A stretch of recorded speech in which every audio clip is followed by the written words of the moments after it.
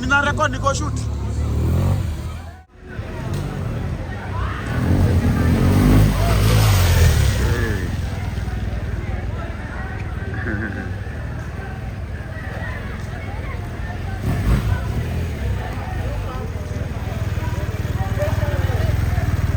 Napanda kama farasi. Yeah.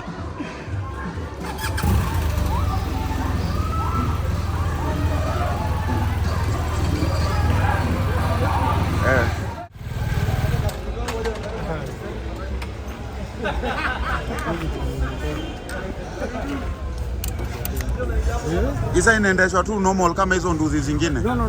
Iko na riding style na pia iko na style ya kupanda na kushuka. Oh. Yes. And also the controls are different. Oh. The throttle is so easy. The way the machine performs is great. Okay. You don't struggle to put gears. Like this one has a quick shifter. What I do is I adjust a throttle and I just lift it by force. Pop. So I don't need to clutch in to put. It's like it saves you. Yeah, so amazing. Yeah, that's what amazing. I can tell you. What's up everybody? My name is Madanga together with Mustafa all the way from South Africa to Kenya. Tumbili all the way from up there. Kama wewe ni Mkenya na unajua huyu jamaa umezeeka, enda uolewe, enda uoe. So one of the best amazing thing has just happened in Kenya history. Let me tell you, kama unangoja retirement ndio uende South Africa, wewe bado ni bure kabisa. This guy anaitwa Mustafa convict. He has been convicted for fun. Let him tell you a story, what he has just done in the span of 1 week, what people have never done in 67 years. Tell them. Okay guys, my name is Mustafa Convict on Facebook. That's where I get a lot of followers. So I'm in Nairobi and today I completed my trip of 6,000 kilometers. Let's tell them, actually, he has just arrived right now. Now as from South Africa. Hata ukimnusa ananuka mapiano. Ananuka rand. Kwa wale mlimkataa mkisema ati he's not going far, sorry, excess, ashaenda mbali. So again, I started my journey last Saturday. Yes. And I've been pushing non-stop. Today is Sunday, so I've only taken a week. So and I've crossed 5 countries. Five countries, which is Kenya, which is South Africa, Botswana, Zambia, Tanzania, and Kenya. I was crossing those countries in the middle, not at the corner. Yes. So I was taking some. Exactly. Yes. So Tanzania is the longest and the most tiresome. Yes. In Tanzania alone, for 2 days, I was able to do 840, and also 690. Okay, when you are talking about 840, what are you talking about? Kilometers. Very long. Even Zambia. Oh my God, it was so long. Again, I can talk about the journey. The journey was even before the inspired by so many people. Before the journey, he needs to tell you what he's discussing about. Amenda na gari, ndege, tractor, rally. Tell us what you have used. I have used a bike as a means of transport, like my BMW GS. It was a motorcycle. So, BMW GS. Yeah. So again, it was. This is the map actually from Durban all the way to Kenya. This is my final. I've made it here. Yes. So the reception in these countries are good. In South Africa alone, I didn't pay for any accommodation and food. I was hosted for free. And in Botswana, it didn't happen, but in Zambia, yes, it happened. I was hosted. Even in Tanzania, we were hosted once.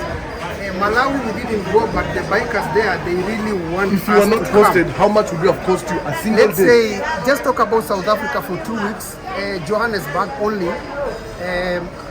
Okay, we calculated with the guy who hosted me, and it's the cheapest place that you can get 100,000 in 14 days.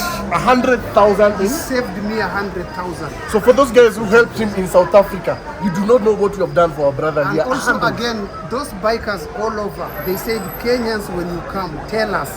We will do exactly the same, because when they come here, we do the same. So what you mean is Kenya and Nini and South Africa, ile partnership ambayo ililetwa ya visa free, yes, has helped you. Sindio? It has helped me. You didn't apply for anything. Nothing. It was easy to cross. So again, buying the bike, of course, crossing in these countries, there are a bit of challenges. You have to be prepared.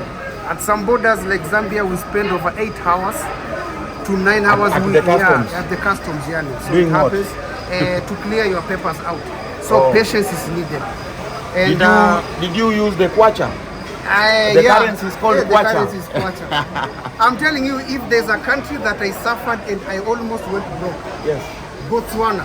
Pula. What do you mean? Whoa, Pula is the strongest currency in Africa. Africa, okay. In Pula, I was withdrawing money, equivalent to Pula, that is around 1,000 Pula, and the exchange rate is crazy there. Okay. You can part ways with almost 17,000, 7,000 on top. So it means now if it's 10,000, you've gone -7. You do it thrice, 21,000 gone.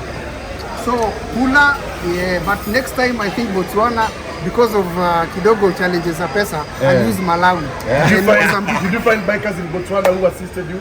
Yeah, I find, by the way, oh man, in Botswana now, when we are approaching the Kazungula, there was a guy who was driving behind us. He kept on following us. So we stopped, we chatted, and then now we started pushing together. He arrived at a place called Kasane, 10 kilometers from Botswana. So we were stranded, we didn't get a place to sleep because Pula was still expensive changing. To get a single room there, you must spend at least maybe 10 to 15,000. 10 to 15,000, okay. Single room, and you can't get. This guy drove all the way from Kasane up to Kazungula. He picked us with his car. He showed us where to sleep. He came back in the morning. He bought for us a breakfast. Up to today, he's still asking me, "Have you reached?" That is Botswana. That's Botswana. Zambia, we What's were his name? The guy who was driving? Bevan. Thank you very much, Bevan. Yani upokee baraka blessings. And then in Zambia, there's a guy called Azim. He has hosted, I think, all the bikers who have traveled down. Yeah, Azim. From in South Africa? Yeah, no. He's a Kenyan in Zambia. Oh, Kenyan you go in Zambia. there, any biker, he will host you. Azim, I am next. Azim nakuja. I am coming. Azim. So in Tanzania, yeah, I mean, it was possible in Dar, but no, in Dodoma, but we were crossing. So those bikers, they tried to chase us. They were 200 kilometers behind. It didn't happen. Then we arrived to Kenya, and now we're here. But talking about the experience from traveling with all those countries, I can say it's amazing. And if you have money, time, and everything, invest. One final question before: was there in any of these countries, was there insecurities where you felt at hapa hivi you had to push yourself kabisa? Martin's drift border post of South Africa and Botswana. You need to get cleared and then get to Botswana side and go. You get cleared from Martin Drift, the South African side, and then you sleep in Botswana side. You lose your bike. Okay. Automatically. So not once, not two persons, they've come many. Please, they even begged us, we wanted to sleep. We left that town at 1 o'clock at night. We arrived at a town called Lapahale in Botswana, 100 kilometers away at around 2:30 o'clock at night, where we slept and then we proceeded. So that's the only security country, place. Another insecurity place is a border between Zambia and Botswana. This is South Africa, Botswana, Zambia. So we didn't cross to Zambia, it was insecurity. We came with this. Kuna wale vijana tu wakora. So in Botswana, safest country. Zambia, when you cross border, you go to places like Livingstone and going up Lusaka, fine. But at the border, I won't advise. And the best country where you just packed your bike and said, I'm spending 2 or 3 hours just absorbing the beautiful structure. Which country? Botswana. Okay. Medical free. In Botswana. I went there, I had a pneumonia. Okay. At Francistown, I went to a hospital. I was given free medical cover. Free medicine. I didn't pay. What do you need? Kenyan government. Please, Kenyan government. I'm telling you, that country, Botswana, they are the biggest exporters of meat in the world, number one. You go there, you see cows after every 1 second. Even at night, they're grazing on the road. So Botswana was one of the best countries. Their amenities are the best. And I can say the only thing is that their currency is strong. I think also the economy. The Botswana currency. And then people are comfortable. Even school, they don't pay. It's free. That is Botswana. Relocating. Botswana. There's a Kenyan guy who got an accident in Botswana. He has been given a free cover for 3 months. He broke his ankle. Bike. He went with, let me not mention him, he's in Botswana. So Botswana is one of the best countries I think Africa should emulate Botswana. People are very nice, they greet you nicely, you know. So if you're a single guy like Tumbili who's not married, please head over to Botswana. No, he said free medical cover now. Muchuma. What he said is Botswana is a good country. He didn't say that Botswana has readily available women. Free medical cover, please. They are all the same. The shape is onion. Yani tomato. There are cows everywhere in Botswana. Every second you see cows. Pay for brand price. Just go. The same in Kenya. Even Kenya, we have cows everywhere. How to do the walking style na vile zina cow. Unaona? And then rules, by the way. In South Africa, there are no police station. The robots. I mean, they call these lights robots. People control themselves. In Botswana, the same. Zambia, of course, they are policemen. But those two countries have not met any policeman on the traffic controlling the traffic. So people respect traffic rules. But there are tickets like Of course, there is so many you get. In Botswana, the roads are good. The speed limit is 120, and Zambia is 100. And these countries, you break the rules, you are done. So guys, that's it For bikers, if you want to do it again, let me just ask him a question that's running all through our minds. Would you do it again? I will do it 100 times because it's good experience. Good experience. Yes. So this has been Madanga and himself Tumbili. Let me the just one ask and a only. few questions before. We didn't get to know the average speed you are using the average for the whole journey. Okay. The average speed I can say it's very low. Maybe 80. 80. Because when you speed, you get tickets. Which country so is that? Why will you get all the countries? All the countries, okay. The only country at least now you can speed kidogo, they allow you is Tanzania. Okay. But in Botswana, South Africa, and Zambia, we were very strict. Even when I approached Kenya, I started going slow because I adapted what I adapted in those countries. Okay. Southern African country temperature is high. When I reached Tanzania, it started getting cold, rainy, East Africa weather. So time is different. In Southern Africa, they are 1 hour behind. When I crossed at Tunduma, like this, I crossed at 2:30. When I crossed at 2:30, on the other side of Tanzania, it was 3:30.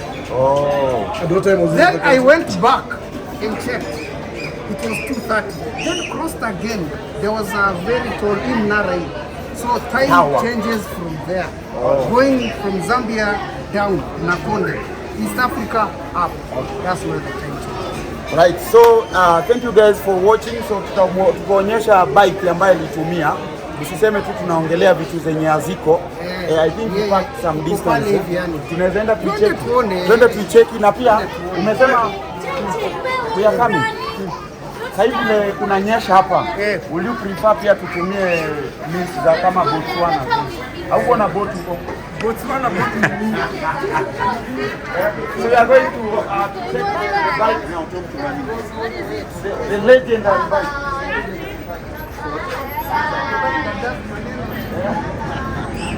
Bro, I'm driving non-stop on Saturday. Wow. Hakuna siku umepumzika. 6,000 kilometers for the first time. Before, I used to do training in Mombasa when I come back and sleep on time. So I came to here like 4 years.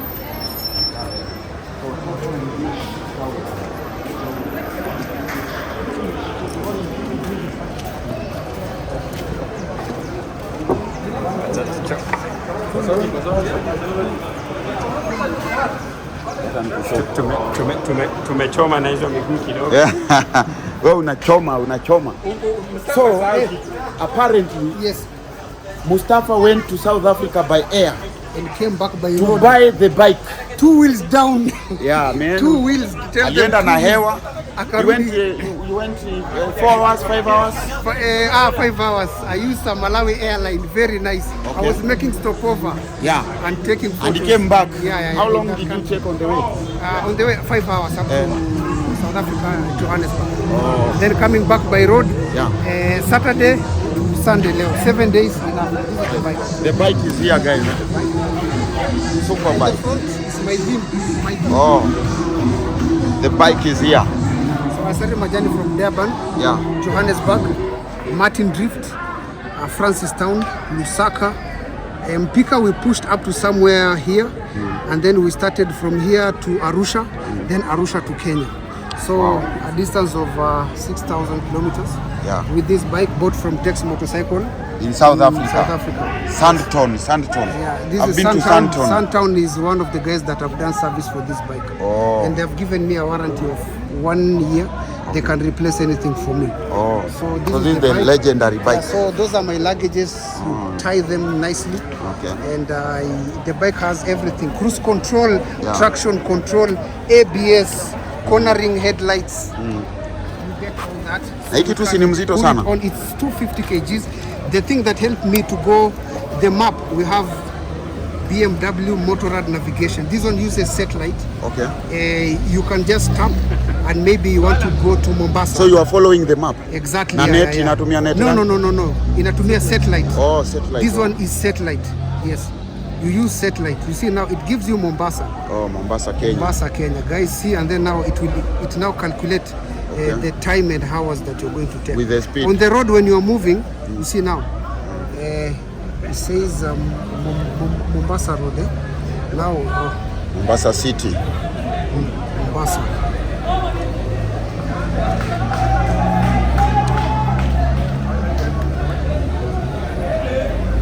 Yeah, it uses satellite. That's the thing. If I will be using bundles, you can imagine this country. Manze, alafu net pia nini. Internet yani. So in some places internet doesn't perform well.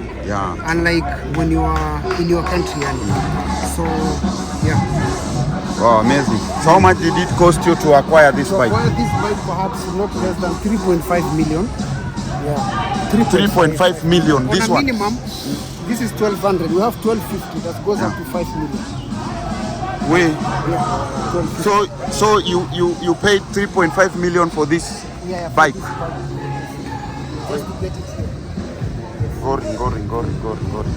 Ulibakisha food? Hapa hivi Mombasa, it has given us. If you want to go Kilifi, Coast, everywhere. Hii ni watu wa Diani wanaenda hiyo Mombasa. So you just do this, you put go, and it now put you there, and it calculates, and then it puts you the map. You are here, you start navigating. Oh, nice. Wow, nice. So before you had which bike? Yeah, before I had the same bike, but it has gone high mileage, 100,000. So you have two, Ama, you sold it? I sold it and I bought this one. This one has got 10,000 kilometers. There's nothing new, nice at riding a new engine. Yes. The bike pushes easily. And like that one, it was struggling. Ni kama kifua ya mtoto mdogo na kifua ya mzee. What's the top speed? 240. It's here. 240. It's here. 240 kilometers per hour. So if you want to fly, you can fly with this bike. Wow. What don't you like about the bike? I like everything, especially this one is a Africa touring conqueror machine. You sit for 840 to 1,000 kilometers, you don't get tired. So the bike is meant for long distance. It's an adventure bike. This is a sport bike. So sport bike, you don't do adventure, you don't travel. So this is a travel bike. It can travel the whole world without you getting tired. So I went for this bike because I'm a traveler, and I want to bring sceneries and stories to people. And the only way that I could do it is through this machine. Yes. Wow. So total unasema ngata ulitumia dongapi ukikama? Ngata tuseme 210,000. 210,000. This is because in some country exchange rate were high, so I was being cut. So if I'm to do it bila hiyo, it will have come maybe up to 180, 170. But because of countries like Botswana, their exchange currency is high. South Africa, the same thing. Zambia, kwacha is not a joke. It will beat you. They have the strongest currency and it's 100 kwacha. In Kenya, we have 1,000 shillings. Yes. So that is the thing. The only places I enjoyed fuel is Tanzania. Bongo pale kwa Mama Samia. Their money, I take money, Kenya money, I change, I become working with 300,000. Millionaire. Yeah, 300,000. Amazing. So, is it a daily use bike? This bike is not for daily use. I have another bike for daily use, and at the same time, I have a car that I use. Okay. This bike, I reserve it for long adventures. Yeah. Because I also want to preserve it for so long. Okay. So commuting with this bike is not advisable. Every time you clutch in, the clutch for this bike slips. And it's easy to actually have a problem with it. Okay. The clutch for this bike is around 200,000. 200,000 to replace it. Okay. And it can easily get spoiled. You know, when there's a traffic, you clutch in a lot.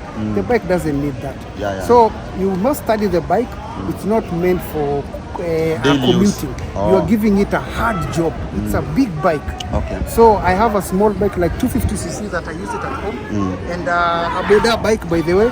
I'm a fan of Boda guys. And then I have this one. This one I preserve it for going. Okay. So which is the next destination that you feel like? Egypt, guys, and I am appealing to all the government in all the countries to make it safer for bikers, especially in Sudan. That's the most fear part. And some parts of Ethiopia that you can't cross because of the intimidations and everything some bikers have been posting. So my prayer is Africa become united and we have safe roads. Okay. Otherwise, I still want to go up to Ghana, Togo, and see what is there. Okay. So even in Western countries, yes, there's a problem, Cameroon side, but still people go, but at the same time, they know in Southern Africa, East African countries are safe. We need the whole of Africa to be like that. That's what I can tell you. All right, before doing a longer distance from SA to Kenya, Yes. which is the other longer distance have you done before? I have done from Mombasa, Malindi, Garissa, Mwingi, Thika. To Nairobi. A round trip that was around 2,000. Okay. So I've never gone outside with the bike. It's my first time. And the moment I went to South Africa. So it means I set the bar high. Yeah. I could have gone to Uganda, which is now still an achievement. But if I've done that, I believe everybody can do it. All right. We use the same blood as everybody. Yeah. So don't fear. Yeah. Go. No one should tell you need to have experience. When I left Kenya, I was a guy who do Mombasa, Nakuru, Nairobi. Yeah. But imagine I've taken the bike from South Africa to Kenya. Yeah. What experience do you have? You need courage. Yes. You need courage. I've seen the bike is registered under an SA plate. Yeah, Are you planning to change it to Actually, Kenya? the process has started. Yes. In the next 1 month, it will be now converted to Kenya. Wow, So we amazing. follow the process of registering the bike, and that one it has to be done from the custom. Okay. So everything, paperwork, it's a process. So you must wait.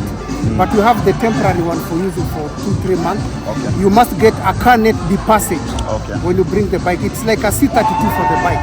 It helps you cross and renew it after every 1 month as you process your papers. What's the insurance? How much is the insurance of the bike? In South Africa, I bought around just for crossing 6,000. But if I value this bike, I'll value it at least 120,000 comprehensive. Annually? So that annually, so that if anything happens, you are assured you're going to get a bike. So putting a third party, I won't advise because the machine is very expensive. Yeah. You don't want to lose or risk because of 120,000. Yeah. Close your eyes. Hey. Yes. Sasa hebu tuonyeshe kidogo. Haya. Turekodi kidogo Nikiride hapa sasa.